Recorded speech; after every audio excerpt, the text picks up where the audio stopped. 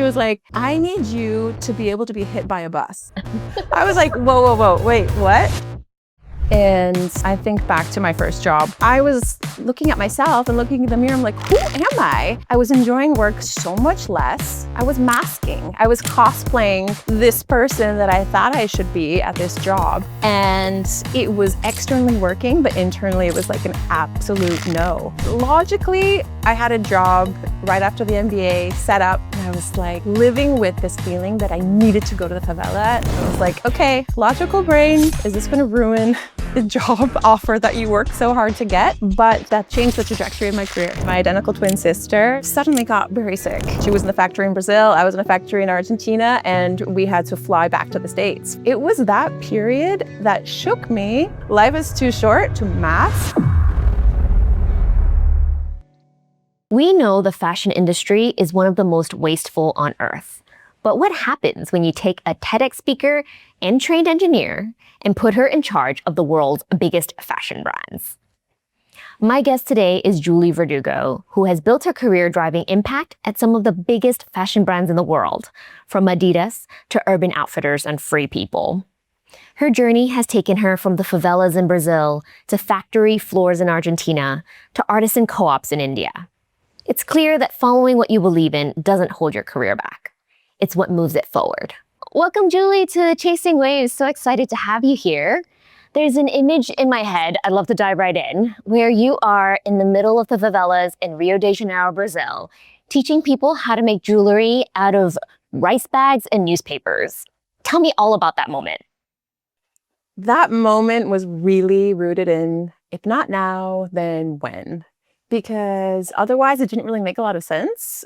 So it was that logically, I had a job right after the MBA set up, and I knew they liked me. I did the assessment center, I got that job, and I was like living with this feeling that I needed to go to the favela.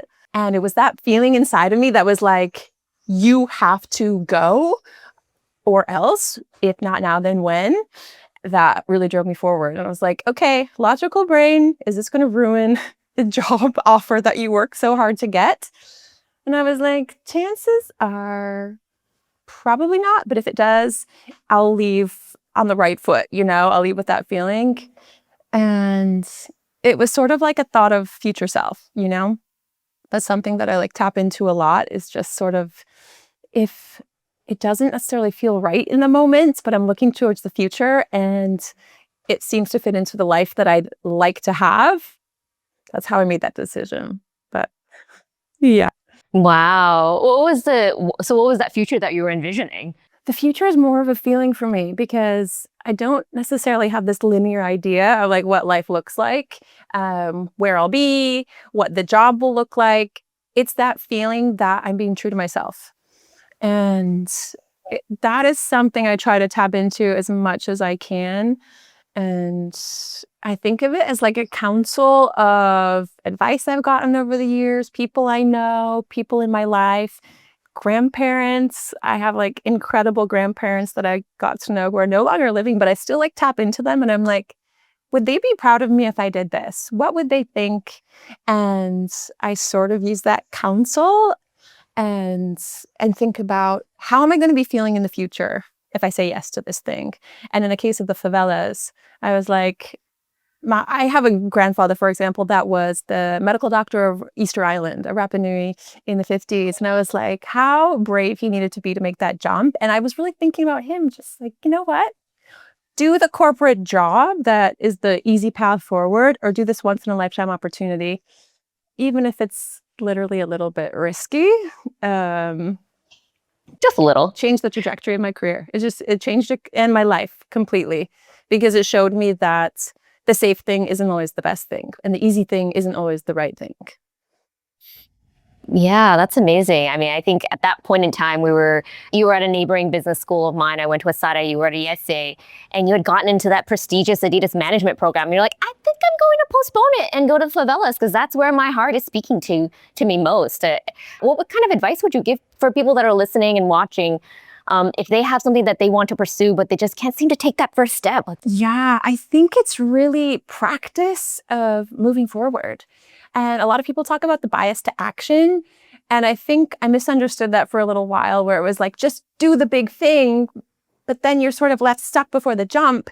And I like to practice in other arenas. So I like to practice in my creative practices. I like to practice in my hobbies, in like the things that light me up. And that's sort of, I think, the practice that I need to make those bigger jumps. Try moving forward in another arena to get that practice for just being a bit uncomfortable. And then that is the muscle memory that helps you make the big jumps when they come your way in the first place. I love that. Where you're saying like these kind of almost micro failures, will you, but also just like practicing and learning in different spaces so that you can feel comfortable in making those bigger leaps when the time comes. Definitely. Because I think that's something that I've come to understand, is that discomfort can look a few different ways.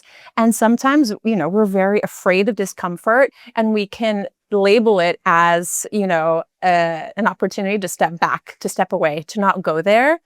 And a lot of times it's a growth opportunity. So I'm like, discomfort is grow, or is it go? And go is like, okay, this is not serving me. This is not serving my future self. Or it's this growth opportunity on the other side. So all of these micro failures get you comfortable with understanding intuitively, is this discomfort something that is going to serve me in the future, or serve me in, near future, or it's something that is telling me it's not right for me. So all these little practice moments, I think, are really important. Yeah, that's hard. I definitely remember the discomfort when I moved from my career, my 20-year career in B2B marketing, over now to podcasting coaching. It's uncomfortable. But I think about like the little steps that I take. Okay, today I've gotten better in front of the camera, or today I've gotten better at writing my script, and really celebrating these kind of like little wins. And tell me about like when you moved on to Urban Outfitters and Free People. There was a really big experience for you there too. Yeah. So at the time I was working in the nonprofit world, and a recruiter reached out and they're like, do you want to, join the marketing team at Free People? And I was like, I can do marketing. I'm not the best marketer. I can do it. But what I really see is this opportunity for formalizing some sustainable social impact things. This was about 9-10 years ago, where they hadn't had a formalized program for doing better. I was like, publicly traded company, really good bones, good heritage. The more I talked to them, I was like, I kept the conversation going. And I was like, this company has some really good bones, but there's a huge opportunity to formalize impact, what I'd been working in at the time. Because post going to the favela, I was like, my focus is impact. That my truth has been, shown to me. But at the time, there weren't really jobs with those titles. So when I saw that opportunity, I put a few things together and I was like, you know what? What do I have to lose if I just pitch this concept? And I was like, you know what? I know you're tapping me for strategic marketing. I can do that. And can I bring something else to the table? And I actually did that at Adidas after coming back from the favelas too. So I had that little practice of like, hey, yes, I can do what you're asking me. I know you're already like me. We're already in. How about also you consider this other thing that I've been thinking about? So it was really taking a chance on something that was fairly solid, but taking the risk of asking, because I thought, you know what? I'm only going to take this job if I can do this thing, if I can bring impact to the role. And they said, yes, but not now. We both took the chance on each other. And long story short, I spent the next 7-8 years building up the sustainability department. I spent first a year there, mostly not doing that, and doing it kind of on the side in my free time, which was a really important part of that, because nobody asked me and they weren't really asking me to spend time on it, but they agreed to it. And I was like, okay, I will prove to you that I can, because it was that voice inside, like, if you're not using what you have, this knowledge in now social impact space, like, what are you doing here in the first place? When I was telling people that I was working on that, I remember the feedback of like, why are you doing extra work for somebody else? And there's a big sort of misconception that it's benefiting the company, which it was. I also am like, I feel better working for a company that has a formalized social impact sustainability program. But most importantly, I was showing myself what I could do. I was bringing in like the things I wanted to be working on into my daily practice. And I got so much more benefit than the company did. Eventually, great. I'm so happy for them. But I think a lot of people really focus on giving too much without getting. But what I was getting kind of came back fivefold because it gave me the career that I was looking for. And eventually, like, hate to say it, but kind of the dream job that I was hoping for. Before we dive in, a major milestone. Chasing Waves has its very first sponsor, 90 Seconds. They're a global video production platform with 14,000 creators in over 100 countries, trusted by brands like Lenovo, HSBC, and JP Morgan. We actually use them for today's episode. I'm in Singapore and my guest is in Barcelona, Spain. I just opened the 90 Seconds app, placed an order, and was matched with the local videographer on the ground there. If your team needs premium video content created, you have to try them out. Click the link in our show notes to learn more. I love that. I think, I reflect on it because it reminds me of the way I've taken the approach in my companies as well. You have to still maintain the job that you were given. If you don't do that well, like there's nothing else you can get. But you can always take on more. And it's like when I was at Spotify, I said, you know what? I'm gonna do more. I'm gonna do outside of the Asia role and the Asia Pacific and showcase that I can take on the maturity and that type of workload.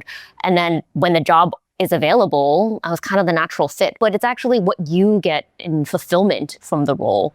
So even if you don't get the fancy title or you don't get whatever that is, but you yourself, you're enjoying and learning so much by taking on this new angle from this opportunity. So I think it's really important on aligning what matters to you and how you can get that through your career as well. Completely. And the challenge is that period where you haven't been asked for the promotion yet, but you sign yourself up to something and you're like, but at that point, it's sort of like, I'm willing to take that risk because that's what I want. And if it doesn't always go well, I remember the first time I actually pitched to start the department, it was kind of a no. And I realized like, oh, I'm pitching this the wrong way. I need some more empathy to what their metrics, their levers are. And I realized I was sort of like, because we need to save the world. And I was like, I'm pitching to the CEO. She needs to see numbers. She needs to know there's growth behind this. And I went back and I was like, I'm going to make a more structured business plan. I can do this. I'm an engineer, got my MBA. Like, let me bring the numbers into this and then map out a plan to show, all the prepared reasons why. Yeah. Because I think a lot of times when people look and go, oh, you got so lucky, you got into that role, or, like, oh, so good to be you, but actually you worked really hard to get there. I mean, it sounds like you not only understood your stakeholder and what they were looking for, right? And you learned that from the other example where it didn't work out and you're like, okay, now I know I gotta go in with numbers, I gotta build the plan, and I make it so easy for them to say yes, that this is the approach. Yep. Making it easy for them to say yes is like negotiation 101. It's like empathy, right? It's like you need to know like what keeps them up at night, what makes them tick. And so for you, we've talked about this experiences of you pitching and really aligning your values to the roles that you've taken. Tell me about a time when it didn't really align. Like, have you ever left a role or quit saying this isn't really right for me? And what did you do? What was going through your mind? Oh yeah. In the beginning of my career, I was kind of quitting all the time actually. And it was sort of because I knew inside the type of feeling I wanted when I was working, but the sustainability, social impact didn't really exist as titles. So I was doing quite a bit of hopping. And so especially my first role, I'm going to take you back to my first role out of college. I studied engineering. It was a cool program because it was international. So I'm like, sign me up for the travel, but shucks, I have to be an engineer. Okay. And I worked in the US and California. And then I went to Germany to work in Sinter Metals. And I think back to my first job when I was, that first role in California, when I was working at the aerospace factory. And I myself was like in college and just as a human, I was creative. I liked to make the clothes that I wore, dress a little fashionably, connect with people before getting into work. And I remember my first couple of weeks and I sort of cringe, but I'm also very proud of that person because I was going into the factory, the only woman working on the floor. I was wearing bright colors, whatever, a little bit extra. I had all these meetings because I was doing like time studies for a group of people, which now sounds actually like the worst role ever. It's very like job threatening.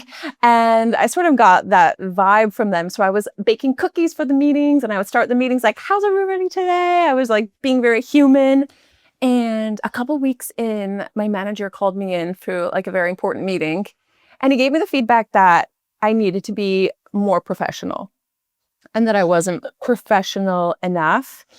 And I took that to mean like, okay, I've got to be somebody else. I have to look like everybody else who's here. And I changed my like fashionable clothes for like gray polo shirts. I stopped being so friendly. I stopped baking cookies, and I started to get better feedback. And I started to sort of excel as an engineer. And I was looking at myself and looking in the mirror. I'm like, who am I? I was enjoying work so much less. I was masking. I was cosplaying this person that I thought I should be at this job. And it was externally working, but internally it was like an absolute no. But I was having this crisis of like, wait a sec, I studied engineering. My whole career is pointing to this direction. I felt very stuck, but I realized this dissonance between like this person I was trying to be and thought I should be with the person that I was inside. And I'm going to get pretty personal here, but Diana, who is my identical twin sister, a couple years into our engineering career, suddenly got very sick. And that forced us to quit our engineering jobs. One day she was in the factory in Brazil, I was in a factory in Argentina, and we had to fly back to the States for her treatment. And it was that period that shook me. Took a step back. Life is too short. Life is precious to mask, thinking like, I have been, masking to be this engineered, dull version of myself. And the other thing is I realized that a lot of people were passionate about engineering and happy doing that. Just because it works for other people, it doesn't mean it works for me. Funny enough, working in a full circle sustainability world, like my engineering has come to help me out quite a bit. But the title of as engineer had to make a big step back when it was realizing like, I don't want to spend my life masking to be somebody else. And that's when we started our jewelry company. We started a jewelry company together, and we're just like, we have nothing to lose. Let's just start making things with our hands and seeing if we sell it. And yeah, we actually still have that company going today. It's our creative practice that just like keeps us happy and alive inside. Yeah, and how did you decide on jewelry and fashion? Was it always just something you knew in your gut? Oh my gosh, it was so intuitive and not logical and very specific to the experience we were living. So Dinah was in the hospital. I was basically living there with her. And there was a jewelry, like a bead store that was within walking distance of the hospital. And just to like keep our hands busy, keep our minds occupied, think about something else, I started to go to that store and bring pieces back and start to make things with my hands and share it with Diana. And Diana had ideas, and we were sort of like playing off of each other. And it was very therapeutic. And now I know, all the benefits of art therapy. We weren't calling it that at the time. And we didn't even start it thinking it would be a business. And we were hanging our jewelry from like some of the elements in the hospital room. And the nurses were like, "Oh, are you selling that?" I was like, "Yes, I will." So we started selling to the nurses, and we started selling from the hospital. We did our first photo shoot in the hospital. It was very organic, let's say, extremely organic, but it was very intuitive because I think about it's the thing that lights you up inside. So I know you're a foodie, so that's eating good food, making good food, taking content of great food, surfing, which I know you and I both enjoy being not very good at, but I think it's like trying out those things, because in those moments that really light you up inside, that's where you can tap into your truth. And it's just building that intuitive, sense of what lights you up inside, what are the moments that bring you back to yourself.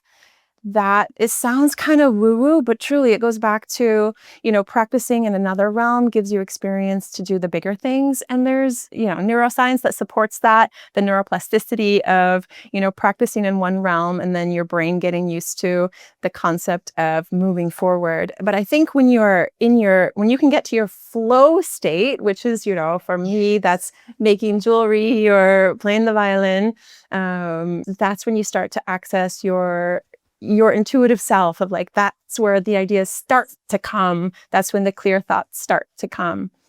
And volunteering is a big one for me too, because there's a lot of perspective that comes from volunteering where you get out of your own head a bit, especially when you're supporting other people that might not be as privileged as you are, exposing yourself to other worlds. Traveling is a really amazing way to do that too, kind of just expanding your mind where you're getting out of your, tunnel vision, because that's a kind of a dangerous place to be. And that's when you're like, I need an idea. That's when it's not really going to come. You have to sort of remove yourself and search for that flow state. It really takes a lot of time for me to think about what gives me positive energy and what doesn't. So sometimes it doesn't come naturally, but I started a bit of a journal as I was going through my exploration, and I go, okay, this is giving me negative energy. I'm probably not going to want to do this. I love the writing of it because it solidifies it and it sort of formalizes it, because so much of it happens in the head and you're just like, wait, did I dream that? Did I think that? No.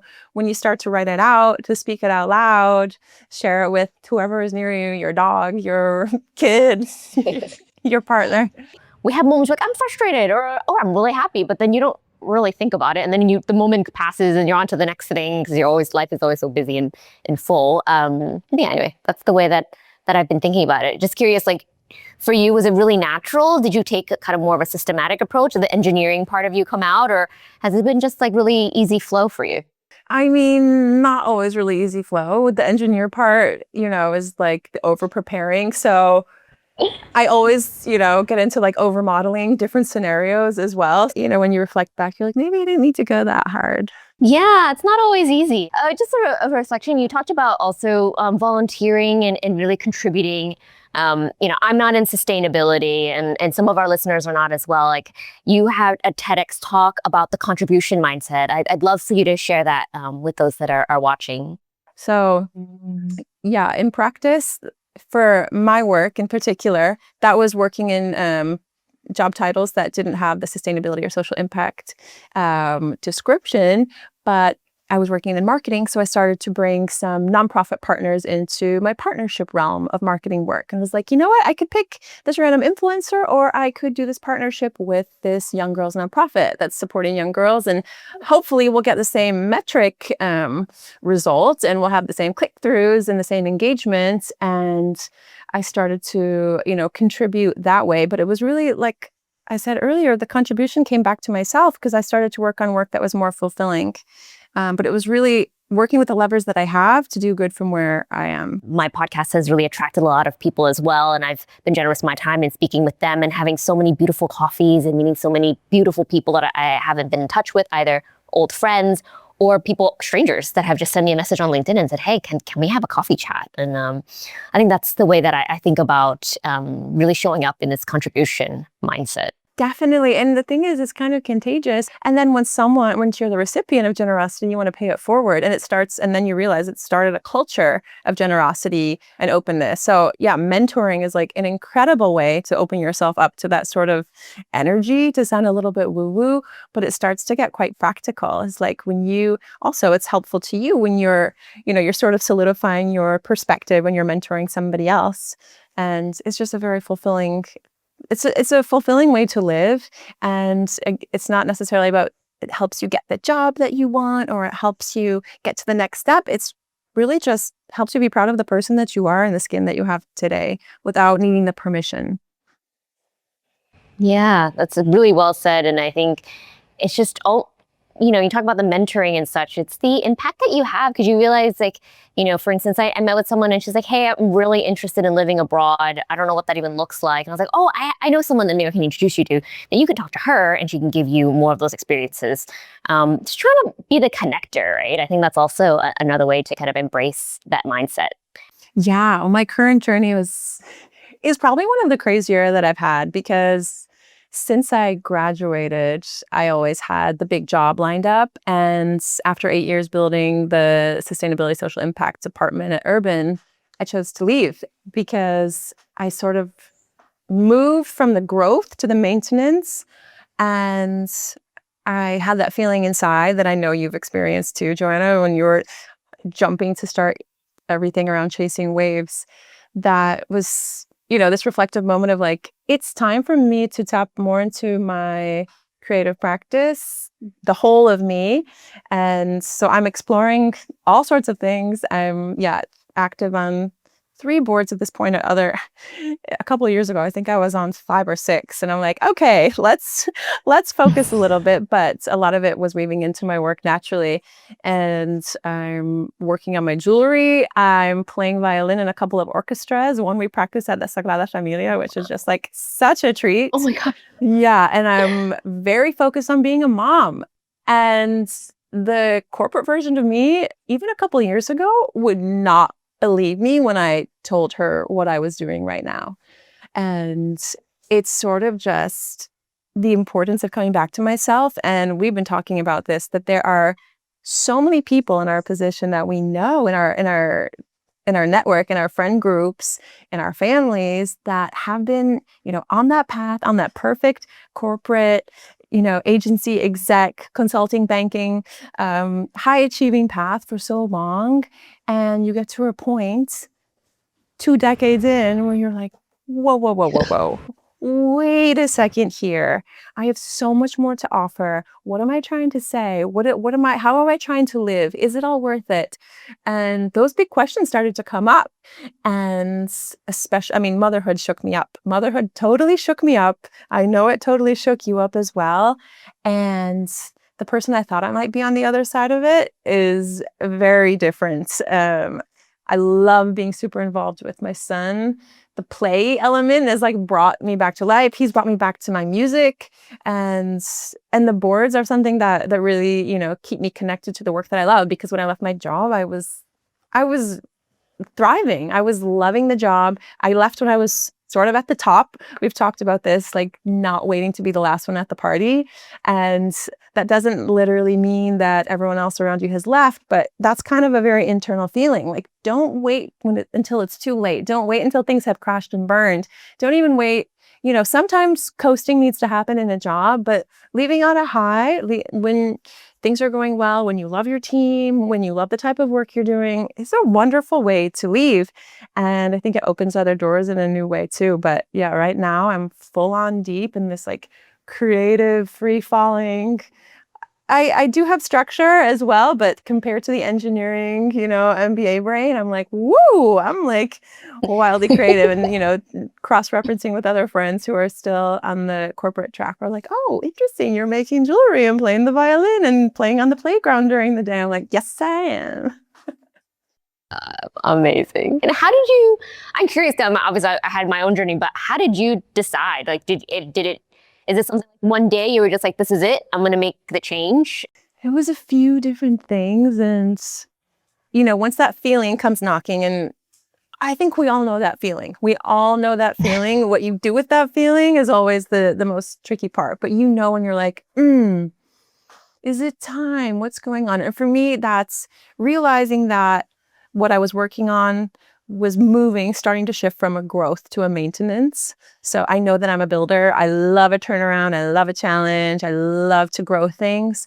And when the team got bigger, I was working over more brands, and I realized that it was kind of starting to be a well-oiled machine. I was like, oh, you know what? I'm not as needed here anymore, in a beautiful way.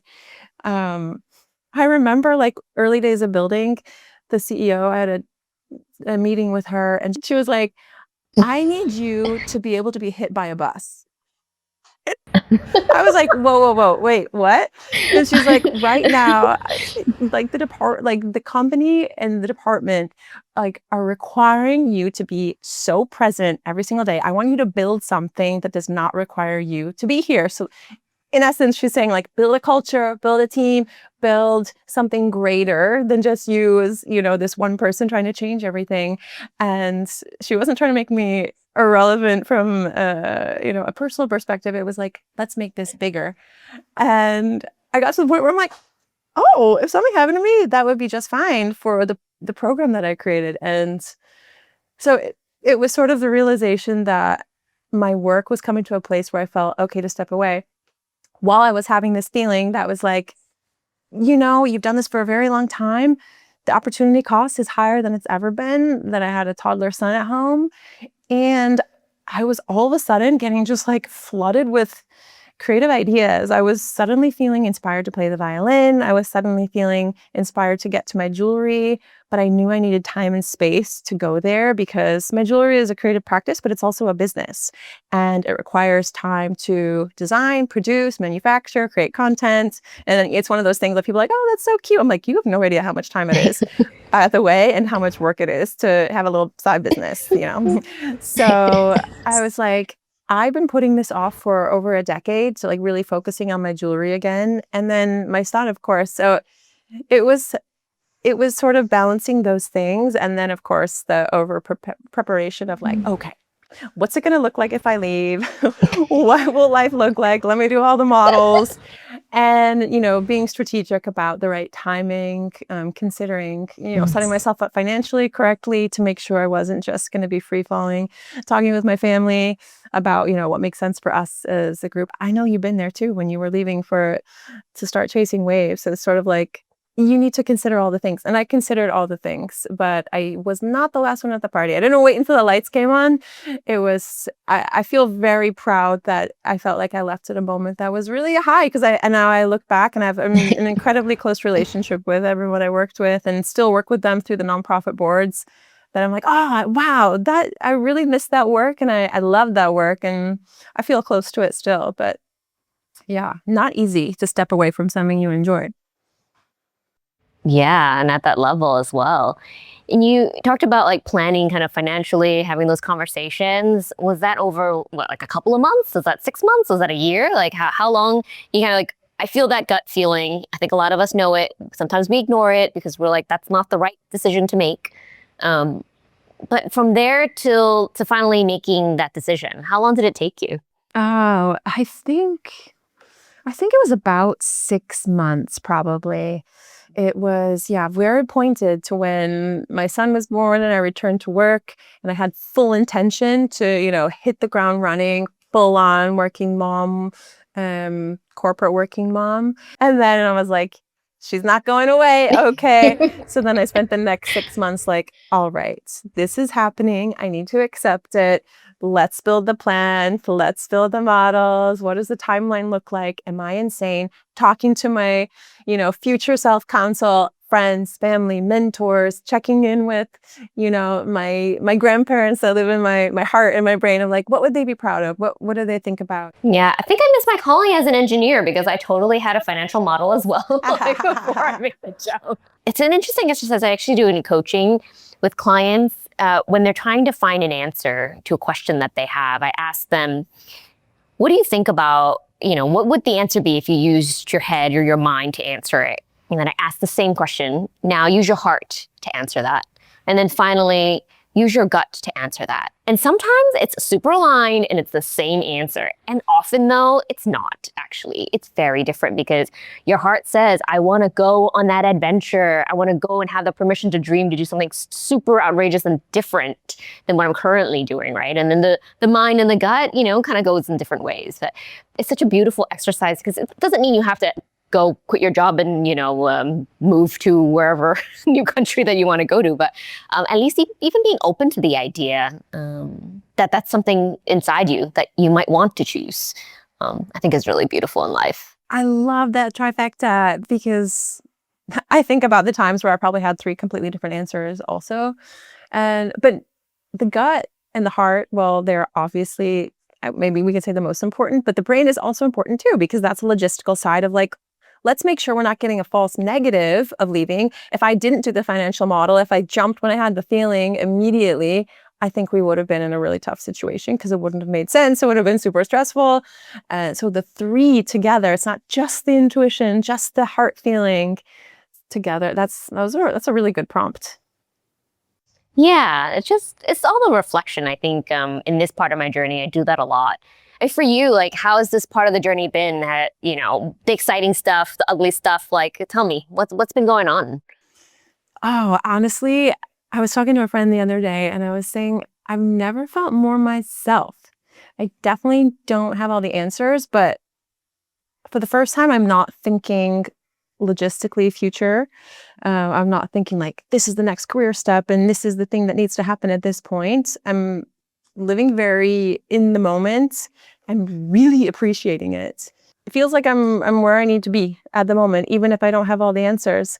And I was at a yoga class the other day, and somebody was like, "Oh, what do you do?" And I was like, "Oh, what do I do? Oh, I'm a sustainability consultant. I'm a violinist. I'm a mom. I'm a jewelry designer. I'm a," and I was like, I actually don't know how to answer that, but I am here and I am loving this. There's certainly like an ego shed a little bit as well. But when I'm, tapping in with myself and I'm like, oh, this is exactly where I'm meant to be.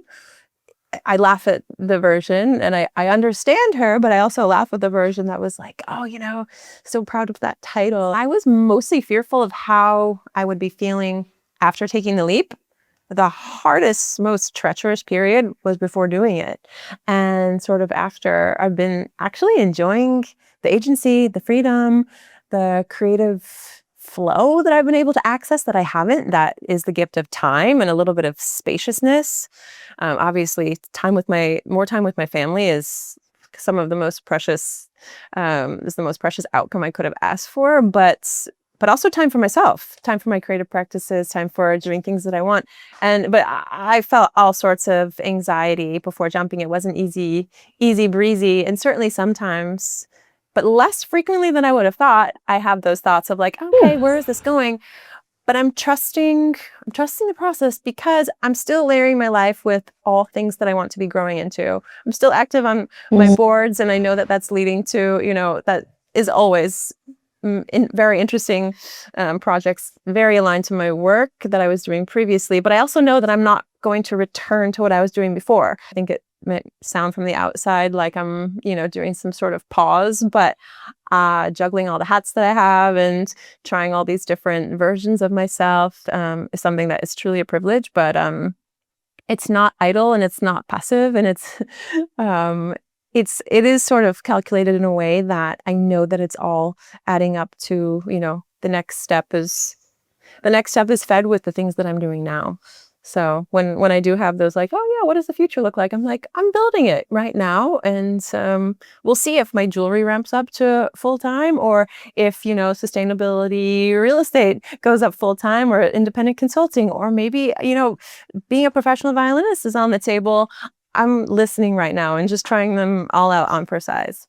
From your engineering path, you were able to go, okay, that kind of thinking and mindset and planning brought it to fashion and sustainability. And from here, you're building your jewelry business again. And so you're actually leveraging a lot of the skill sets that you've built from the past into what you're building now, and then what you're building now to what's going to come in the future, right? So I think that's such a positive mindset, because sometimes career changes can feel like, oh my gosh, I have to throw out all my skill sets and I have nothing and I'm starting as a beginner. I think it's really interesting to see the parallels between our paths. Totally. And I really think that the most successful version of yourself, professionally, but also within yourself, is your full version. So if Joanna has communication skills in your marketing portfolio, not every marketer has that. So to be able to bring that in, your cultural experience, all the other things that make you Joanna, make you so much stronger of a candidate or leader or business owner than the one that's just trying to be just the marketer. And to keep those other things alive, that when they don't always make sense, I think is so important. That's why I'm always like, keep your hobbies alive, keep your, the extracurriculars, keep them going, because you never know when they might be necessary or help you for your future step. And at the least, they bring you back to yourself.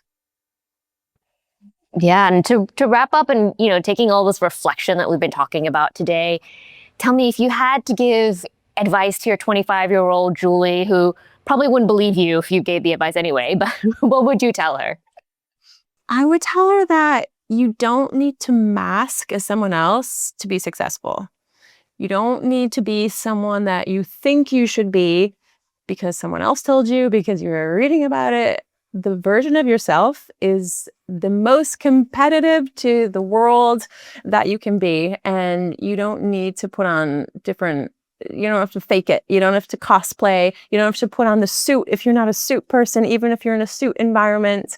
And being true to yourself, it sounds trite, but truly exploring all the avenues of yourself and bringing them with you is the most competitive thing, especially now that we're at this AI explosion and just, realizing how quickly things have pivoted and how fast job descriptions have changed, that, the jobs that will be replaced with AI are the people that are excellent executors, those who respond to a prompt with an expected outcome, when you can deliver the expected outcome without a soul. So if we want to be competitive, we need to start bringing our soul, our full selves, the weird questions, the extra ideas to our job. And even if that doesn't look like the form that other people expect of us, I think that's the most interesting and successful.